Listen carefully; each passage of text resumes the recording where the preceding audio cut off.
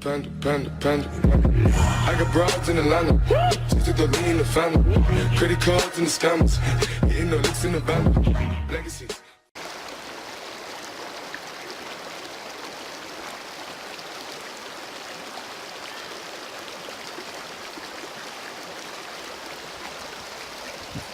Dur.